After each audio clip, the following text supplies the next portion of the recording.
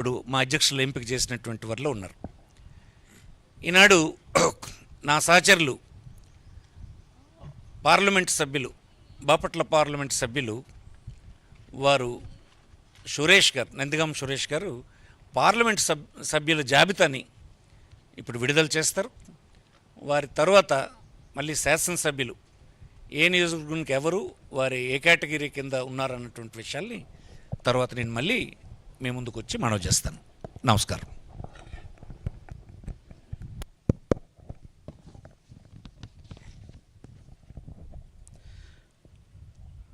Srikakulam parliament Perada Tilak Kalinga BC, Vizianagaram Bellana Chandrasekhar తూర్పు Kapu BC, Visakhapatnam doctor Botsa Jhansi Lakshmi తూర్పు Kapu BC, Anakapalli BC, Araku Chetti Tanujarani Valmiki ST, Kakinada Chalamasetti Sunil Kapu OC, Amalapuram Rapaka Varaprasad SC, Rajahmundry Guduru Srinivasarao Settibalija BC, Narasapuram Guduru Umabala Settibalija BC,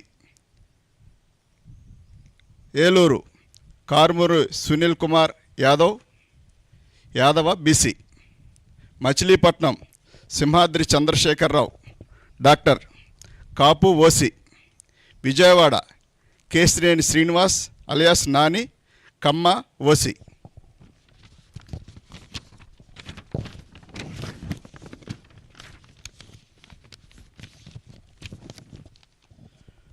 Guntur Kilari Venkata Rosaiah Kapu OC, Narasaraopet Poluboina Anil Kumar Yadava BC, Bapatla Nandigam Suresh Babu SC, Ongole Chevireddy Bhaskar Reddy OC, Nellore Venumbaka Vijayasai Reddy గారు Reddy OC, Tirupati Maddela Gurumurthy SC, Chittoor N Reddeppa SC, Rajampet Peddireddy Venkata Mithun Reddy OC, Kadapa YS Avinash Reddy OC, Kurnool BY Ramaiah Boya BC, Nandyal Pocha Brahmananda Reddy OC, Hindupur Joladarasi Shantha Boya BC, Anantapur Malagundla Shankar Narayana Kuruba BC. Finalist.